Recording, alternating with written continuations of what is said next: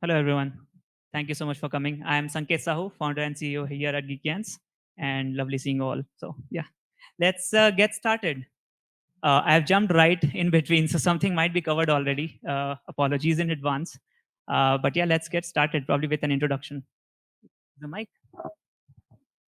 Hi, hi. My name is Syed Mubarak. I'm a design manager at LifeSite, taking care of both the marketing side and product side of the design. Hello. Hey folks, I am Ramakrishna. I work as a product designer with the design systems team at Razorpay. Hi, my name is Ajay, and I work as a associate senior UI designer at Lollipop. So Lollipop, I think you guys know, it's a design studio. So it's in Bangalore. Nice to meet you all. Welcome on the panel. And Ramakrishna, do people call you RK? Oh, nice. Good guess. Great. So, Syed, can I call you RK? Okay, RK and Ajay. We have already discussed a few things. Himanshu led the last panel. I have been given this sheet, and the first thing here is about continuous improvement and evolution. How do you establish process for gathering feedback, iterating on design system components, and incorporating new design patterns and technologies to keep the design system relevant and effective over time? So this is more of like how does it evolve over time? How do you like speak to other teams? What is the governance model? Yeah. Um, so so I was working on this client. It's a fintech company. I can't name it because it's NDA. So welcome to the studio life. so so yeah. So the project was solely on design system. So they had multiple verticals like across, like, since it's a fintech company, so they were into lending, basically loan lending business. So they had like multiple verticals, and they had a design system initially, but the problem was they couldn't maintain the consistency. So that's where I stepped in. I had to do like a lot of things from scratch. So I came across an article by Brad Frost on how to maintain the governance system of the design system. So if you can just note down Brad Frost. So there's a very good article by him where he has mentioned everything. What are the steps? What are the different kinds of design system and different kinds of team, and how big your design system team is. Based on that, he has written an article, and how do you do the governance part of it. So it's a flow chart actually, how Snowflake components can be added to the design system, how it can be detached, how it can be removed, how can you take calls on it, along with the developers, along with your product design team. So things on that. I can go in detail, but I don't think so it'll be relevant.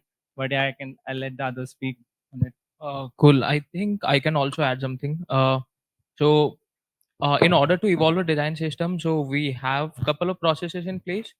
For example, one of the things that Kamlesh had already mentioned was like we have a process. If a custom component comes into play scheme, if we have to build something, so what's the process for that? How do we handle those kind of scenarios? But also for a existing component, right? There are cases where enhancement requests come in, and that is where we have internal discussions as in how to handle it, even if you need to support that use case or not, and if we have to support that, who takes on the ownership, how people build it. Along with that, something what we also do is we on a half yearly basis we also do surveys and focus group discussion with both designers and developers. Through that, what we basically do is also try to gather information around what are the one thing that we try to gauge is if people are happy using the design system, what are the challenges that they're facing. Along with that, we also get to know what are the requirements that they have. If they want something which is not being supported in the system, how we can enhance the design system so that the life of the designers and the developers becomes easier. So we have processes around that, and we gather surveys, we do surveys, we gather insights from people, and that's how we keep on enhancing the component and the design system life cycle. Um, uh, I would like to share my experience from the life side at life side. So we initially joined, like LifeSite is a startup. that deals with it has different analytical SaaS product. And I joined the company initially when for the marketing team's perspective, like and on their product side they were using pre-existing templates and pre-existing design systems. To be honest, they were using untitled design system, which is very famous design system. And because definitely like it depends on stakeholders perspective as well, like how soon they want to release their products, how soon they want to make changes on their products. So at initial stage at LiveSite, we were taking, like we had three different products. One was a community called D2C Drive, and then a Moda was basically email automation software similar to MailChimp. And we had Factory dealing with all measurement related thing for marketing, budget allocation tools. um, so these were the three different areas that we were taking care of. Here initially, like from the beginning also, even though at early stage I wasn't much involved into the product side, but in marketing side, we made sure there was a continuous communication between marketing side and the design team, to because I started with the system. Since there were three different brands under one parent, that is LifeSite, I made sure that we followed a certain process to maintain a UI kit, like a style guide or brand guidelines for three different things, and made sure that it was constantly improvised with the communication of the with the marketing team, as well as the endpoint requirements, as in what were the feedbacks that we were getting from the users perspective. So this was happening, but later on, from last 3 months, we are in a stage where they have merged most of the things into one single SaaS product. And I now at this current stage, I have been involved with the in the product as well. And I am constantly arguing with the stakeholders, saying let's stop using of untitled and come up with our own design system, and try to implement what, because untitled, like using templates in terms of design system, you'll it for a scalable perspective, you will it's not that good, right? And so yeah, currently communication between the developer and the designers is one, and second, documentation. So these two things I have started with as an initial step. But yeah, constantly it will be evolved if you involve documentation and communication between the developers. Makes a lot of sense. So I think for Syed and RK, you both work on like the full spectrum. I mean, the design and the development as well. But for Ajay, I think it's more towards design. Same with you. Yeah, you work mostly on the design side, right? Because it's a design studio, Lollipop, right? Uh, I think your experience and your feedback must be different. I'm more curious, like, how does it come to you? Like, do you involve another development agency and then collect the feedback and then do it, or even in the design evolution process, you have like things going on? So so what happens is sometimes the client itself has in-house development team. So so what we do is, again, we have like a grooming session with the client's development team, and again, like whatever we design, right? So what we do is, after designing, we first show it to the client's product manager, and along with the product manager, there is the development team, is the lead who's leading that project for the development part. He's on the call. Once all that approval cycle happens, then we have like a grooming section with the development team. And also, like on the design system part, so as a UI designer, we should be building the design, at least not the complete design system with documentation on it, at least the basic style guide, just to help the developers get started. And it's up to the developer what framework they want to use, like a React or Node.js or So so do you hear this often, that this can't be done in code? You have designed something really fancy. How often do you hear that? yeah, we do get that feedback. So again, it depends how, I mean, how experienced the developers are. So that's one. If they say no, if they say like we can do it but not at this particular timeline, Okay. then we just push it to So some- it boils down to the experience of developers. Or yeah, I mean, it, like, because Figma has made it so the overall prototyping part, right? Yeah. The feature, like, it has made it so accessible now that you don't need, I mean, you do need an the Mhm. person who uses After Effects and stuff. Yeah. You need a motion designer for it, but at least to get things started, like the basic Yeah. basic part. Mhm. So that way Okay, it's makes sense. How many developers do we have in the house here? Okay, very few. Okay, I won't. I feel attacked right now. No. I'm just curious. Like, Yeah. so, like, is it? I mean, I would like to have a vote from the designers here. I'm assuming many of you are designers here. So, do you feel that developers give up very early that okay, this can't be done in code, or do you get a genuine response and a reply from the developers why it can't be done? Yes. Yeah. Okay. Good. I'll probably get into the stories later, but yeah. And also the thing is, like, since we are a design agency, right? So design is first, so design driven agency. So we are always like on that creative like path where okay, everything has to look fancy and all that. So yeah. Makes sense. Makes sense. Great. I have a few more questions. Hmm.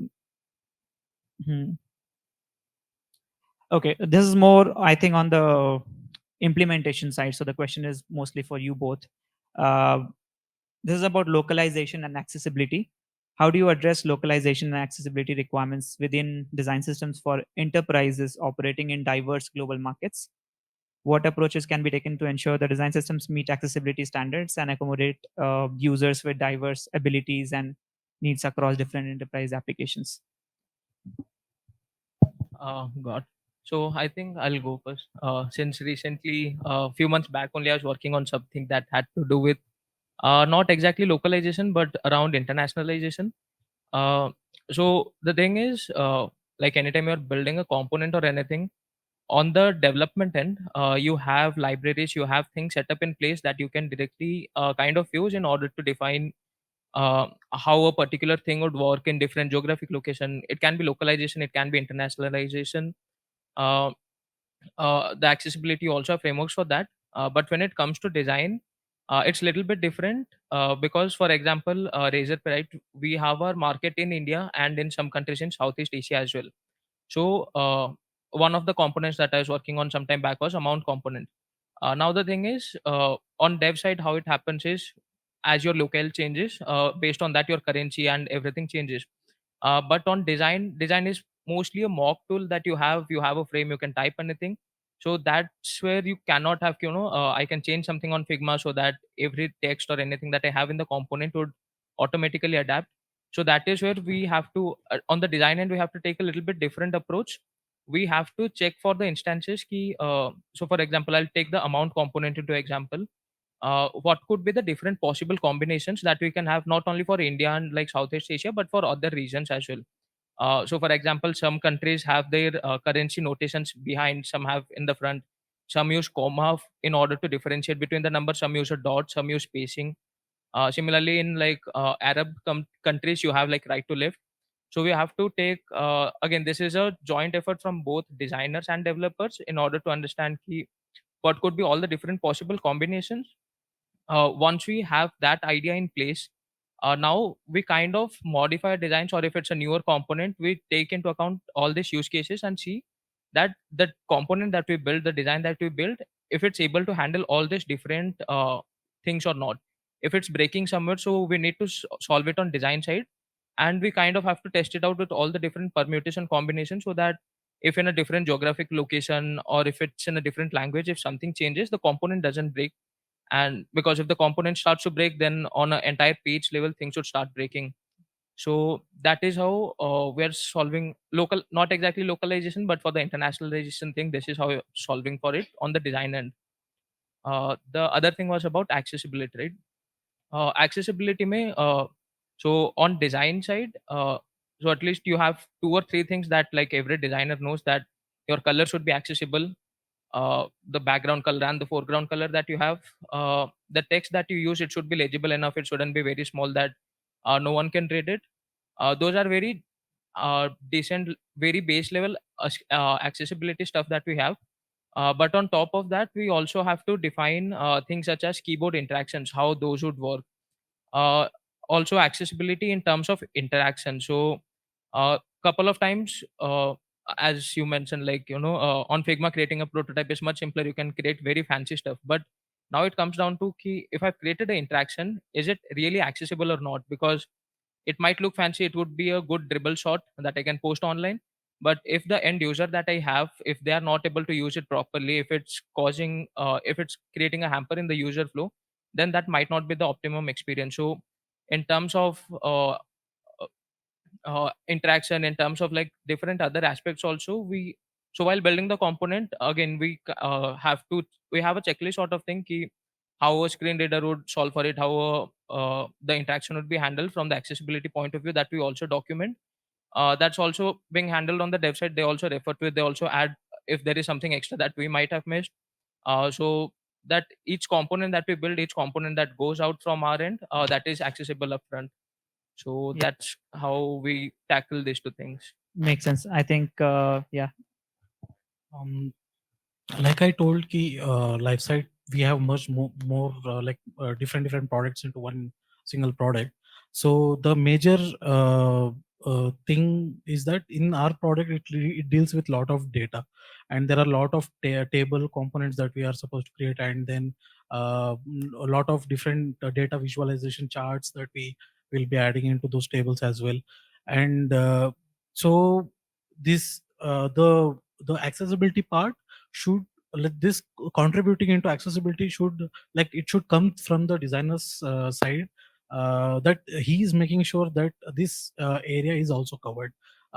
In our organization, like, again, as I told, it's we are into a very speed thing, like we are in kind of rush to push our product as a lot of new updates, and then the AI thing has all come up. And so we are making sure that, like, whatever colors that we are using, we are like, whether it's falling under the guideline that we have set, whether it's covering all the accessibility things, then we are referring different documentations, we are referring the existing design systems. So currently we are in that research stage, and definitely this is the exercise that we are going into to adapt these things into our product currently. Yeah, makes a lot of sense. I think you both described it very well.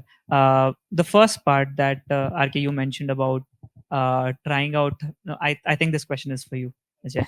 But I want your views on, like, when we have, say, the currency symbol coming before or after, and sometimes we have RTL, right to left, as well. So when you are building components for a design system, do you like come up with all these variants and test all those scenario as well, or it largely depends on the extent of the design system? So what happened was, the company which I was working as for the design system part. So we also had some issues like this. The rupee symbol, right? It was differing across all the platform. Some they were using it after the number, and some before the number, and some were using RS. So all that issues was there. So what I did was I made, so since it's an input field, again, numbers, again, it's an input field, so I made a component in a way where you cater to all this. And I also, now that everybody is so familiar with the rupee symbol, so we took a decision that let's get rid of RS, and let's get rid of RS and just start using rupee symbol. So yeah, and apart from that, again, it depends from left to right and right to left. It all, so we have projects from Middle East. So there are some fintech projects that which we are catering to. So they also have the same issues, like left to right, right to left, and all that. So again, yeah, we make the component in a way where it is suitable for all, so that it's not only easy. I mean, at the end of the day, how the user reads it, right? So that's more important than how many variants Yeah. you create. So Makes sense. Just curious, like the way we have light mode and dark mode. we can handle that with variables, for Variables, example. Can we, I'm not sure, can we also handle RTL and LTR using variables? Do you have any idea? Well, I do, maybe I think, yeah, Okay. since you can put it in a mode, but I don't know if since Okay. there is Yeah. there are like variables where you can number Switch these inputs, things. right? Yeah, Okay. switch. So I think, yeah, maybe, but we Maybe. haven't tested out. I Okay. think, yeah, that we can do it, and Okay. that's a good idea. Yeah. Go ahead. Yeah, so with variables and modes, up to, so if you are some no, if you're standardizing the copy, for example, let's say you are saying ki, uh, how the copy should look like, basically the UX copy part of it, that is something which you can still handle, but on a component level, right, right to left, left to right, those are certain things which can be handled, but the implementation part of it would be tricky, because you would also have to define how the structure of the component changes.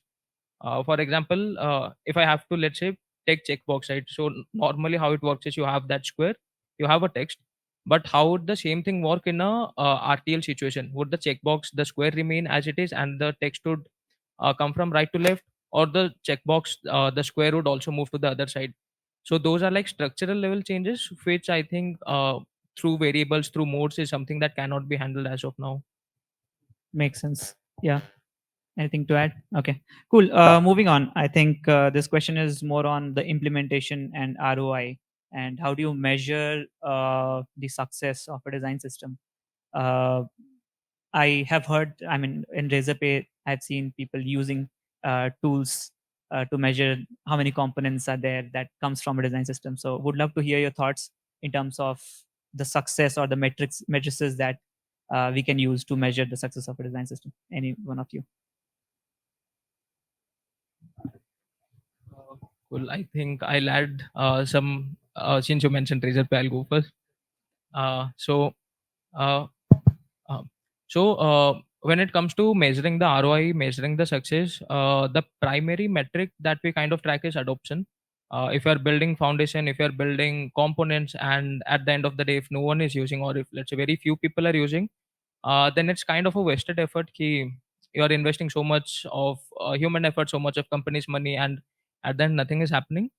So the way we track it is, so we have amplitude setup. On amplitude we have, uh, so we have it set up in a way ki on a project level you can track if some project is going live, how much coverage, like how much percentage of the project is using design system components, what all is not using design system component, and based on that it gives an idea ki, okay, let's say if there's a project that is using 70% of the components that we have, and so before that we also have a kind of a baseline that we have set up ki if some product is going live, then it should, the 70% of that page or that product should be using design system. Now through the tracking that we have through amplitude and all, we get an idea ki, like if some project has 60% coverage, so we have that data in our place ki okay, this project is using 60%. Now what's the rationale? We can have a discussion with that team ki what was the particular reason why we didn't have like the baseline coverage that we had defined, and now that also helps us get insight ki if that's something that maybe the product team has missed, maybe the designer or engineer who was working on it might have missed, or is it something that we have, like, let's say, less number of components, or is it a miss from our end? So that helps to get insights on that. But on an overall level it also helps us to get data around on an org level, like the number of projects that are going live, if they're using the design system properly or not, and how much, if the defined coverage is being used or not. So that's a little bit about the development side, but before that we have the design side, obviously. So on design side also, so now the thing is, you have the design in place, and now that goes into development. Now if the design is something that, if they haven't used the components properly, there's a huge chance that on development side there would be like custom components that are being created by the developers, or something kind of breaks. So that's why on the design side what we have is, like, we have also set the baseline key. On design side it should be 70, so on dev side also it should be the same number.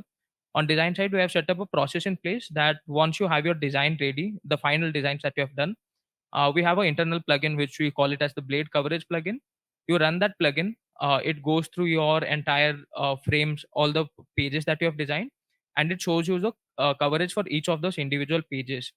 And now it also highlights, so it's quite possible that by mistake, while you are clicking something, you detach something or something got missed, you overrode something that you're not planning on.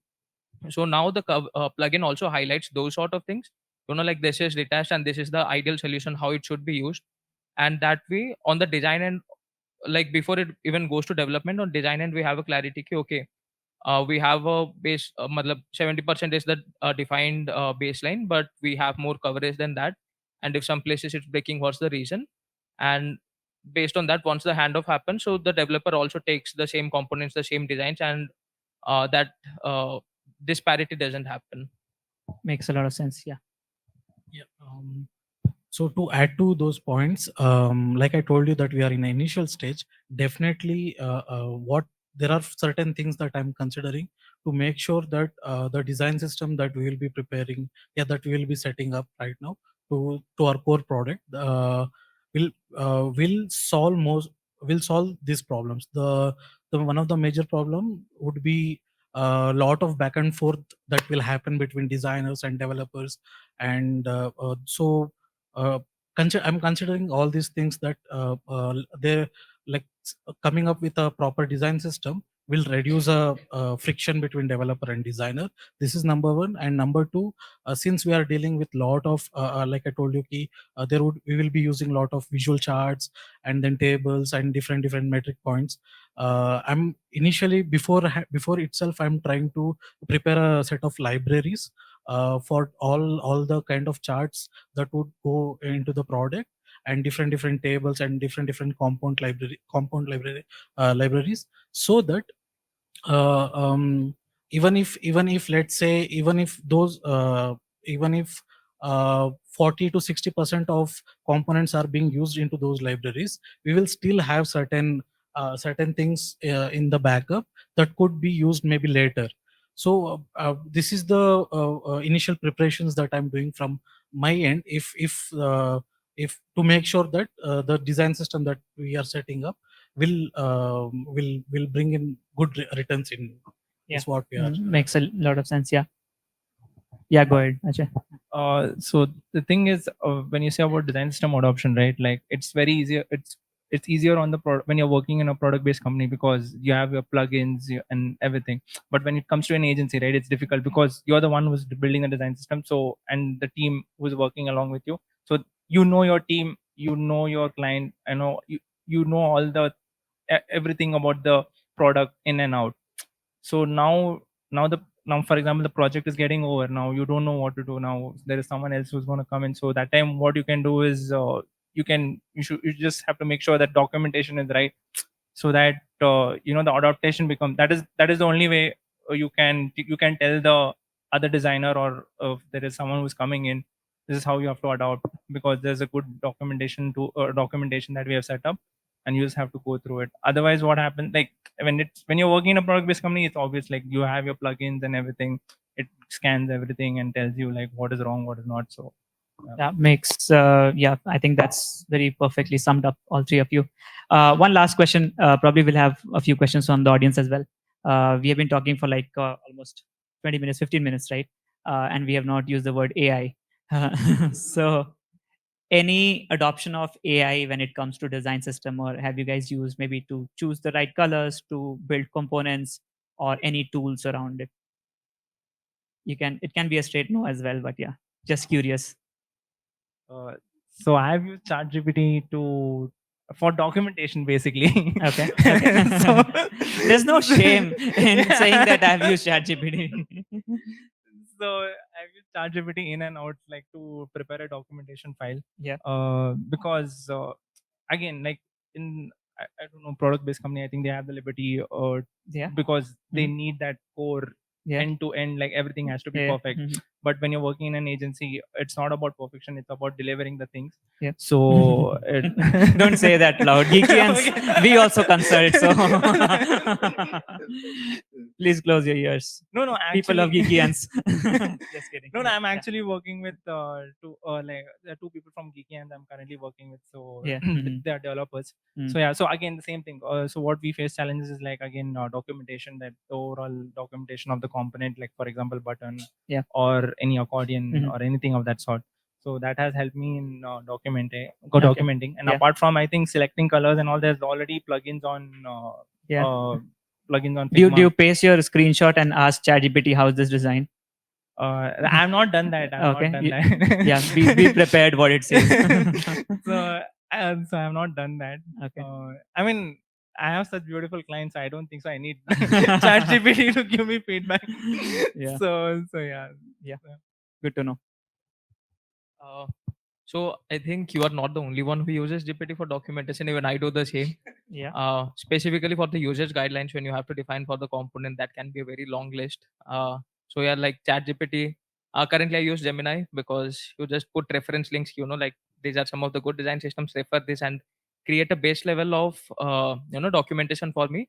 Now that I can take up, I'll take up the content that GPT or Gemini has generated, and I can make it very much specific to the org that I am working at. So that is one place where like I've been using AI a lot, but few other places where me and the team, we have been kind of exploring, or like you can say experimenting of around using of AI is one of the things is like one of the engineers in our team, he has kind of built like a side project of his. He has built a kind of a tool where you give a prompt, build a accordion component for me, and it builds a base code for that. Yeah. And now you have to apply styling and those things on top of that. So that was one thing. Last year I was also experimenting around. So currently, to give some context, our team has around 60 plus designers. There are only 2 design system designers. So one of the things that you have to do as a design system designer is also be a customer support. Now the thing is, like, lot of time earlier what used to happen was like request, like if I'm using the right token or not, if I should be using a badge or a badge or a tag for this use case, which are things that are mentioned in the documentation, but also the documentation is very extensive that the designer who is working on it, they might not want to go through the entire list of documentation. They just want to ask ki, if I'm using it properly or not. Now the thing is, like, now there are 60 people. Even if like 30 people ask it on a monthly basis, that's like one designer asking you one question per day. So one thing we're experimenting is, like, since we have an extensive list of documentation, is there any way we can train a model, and that basically, like, people, instead of asking us the simple questions all the time, they can ask the bot, and that will give them a response key, if this component is available or not, if I'm using the right color token or not, things like that. And if it's a very specific query, if it's a very something that needs a bigger discussion, obviously, like, we can come in. But for the simpler things, maybe we can have a bot Yeah. sort of thing.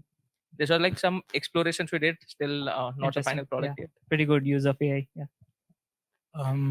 Adding to those points, when you are working in such a fast paced environment, right, you'll always look for a shortcut tools or Yeah. shortcut way to speed up your work process. Mhm. So definitely I'm also a heavy user of chat gpt in terms of since I'm from a design background, I'm dealing with a lot of marketing terms that I'm new to. And since they talk lot about data, like lot of data science related terms which I'm not aware of. So in terms of understanding, because to set up a design system or to set up a brand guidelines, you need to understand your product in and out, irrespective of what your role is.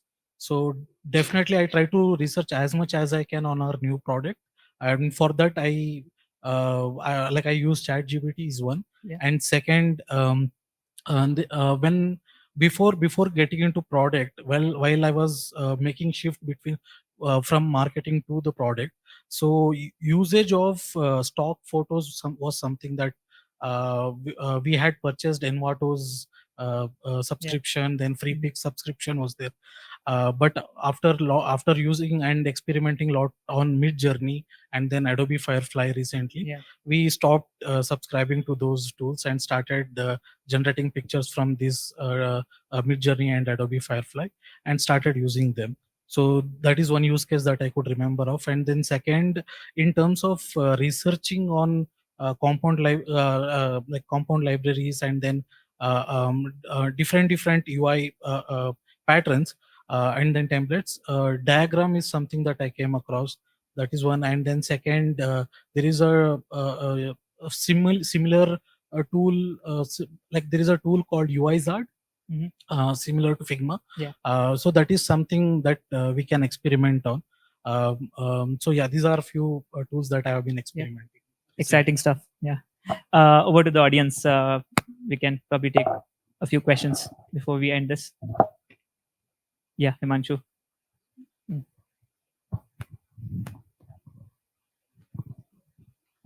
Uh, Adding about AI usage for design systems, I think creating documentation is the perfect use case for that.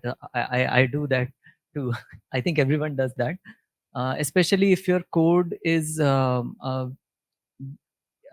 if you're if in your component library you use JS or things like that, a well commented code. So I think it can generate perfect documentation without even needing any custom edits on top of that.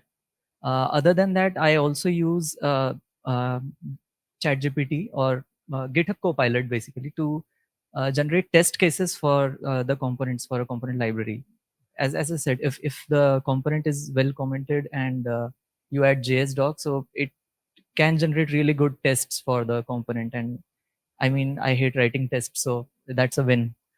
And on top of the point about training an LLM on the documentation of your design system and creating a bot which answers all the basic things, which Ake said, I think that's a good point.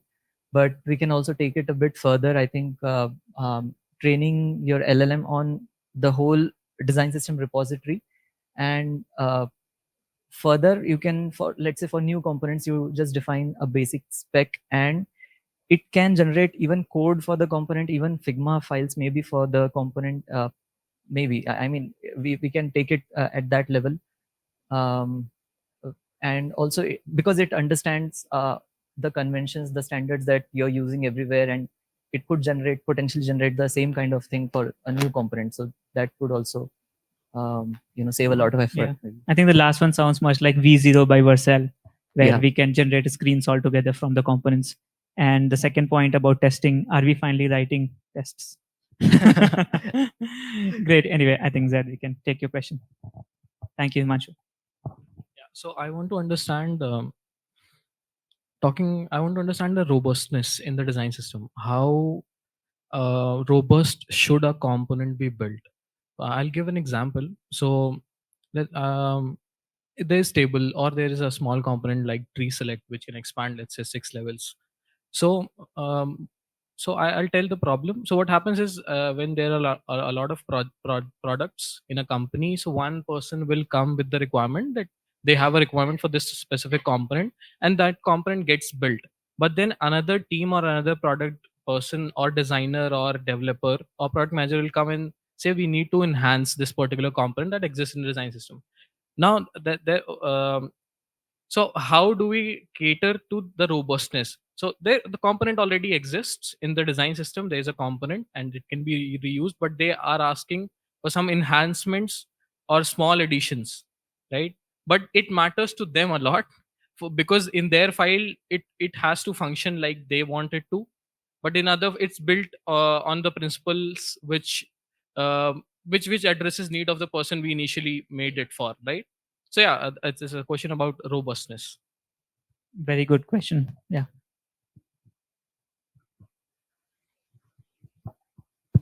Uh, I think scenarios like this they come up quite a lot. Even we have cases where a very simple component such as accordion, which we have designed around 1.5 year back. 6 months down the line, we had a request again. 6 months down the line, now also we have an enhancement request. So these things are quite often. But the thing that we kind of try to follow is if something like this comes up a request, so is it a is it something that is really required? Is something the first discussion that happens? To give an example, sometimes it happens. Mostly it comes from designers. Is key like 2 pixel corner radius is not looking good. Let's make it 4 or 8 pixel. Now, if there's a valid reason for that, if that is something that they did a user research and they got an insight, like maybe 2 pixel is not working out, maybe 8 pixel would work out, then it's a very valid argument, very a very valid use case. So then we take into consideration, okay, like this is something we can take it up. But if it's something that someone just feels, like as designers, all of us have our like own design choices, design kind of language that we like to follow. Now, if it's a very personal choice, so in those cases we kind of discard those cases. Like this is a very personal opinion that you have, and this is something that we might not make a change, because this is something which will be reflected across all the products. Now the second thing is the one that you have mentioned, Jahan, you have a scenario that someone comes with a feature enhancement, and you have to make an enhancement to the component itself. Now there can be two scenarios. Either it is something such as it is very much specific to that particular product, and it might not be relevant for other products, or it is a scenario which can be, if you make that enhancement, that can be that can also enhance the experience across different products as well. So now that's the place where you can take a call. It's a very blurred line, but that's a place where you have to take a call if this is something which is very specific to a single product that they have. Maybe they can build something custom for their own. Maybe that is something like in the previous panel discussion, the Snowflake file that was being mentioned, right? You can have it in a separate repository, and later on maybe we can prioritize that if that's becoming a very frequent request that comes in. So that's a call you can take.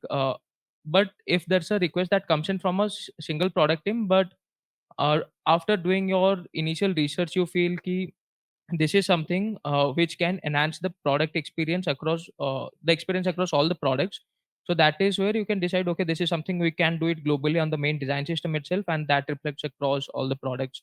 So there are like, to put it simply, you have to define a couple of conditionals. If this, then that, else do this. So, and based on that, you have to kind of take a decision. Key, if you have to do it globally, if you have to do it locally, even if you have to do it at all or not. So yeah. Thank you. Yeah.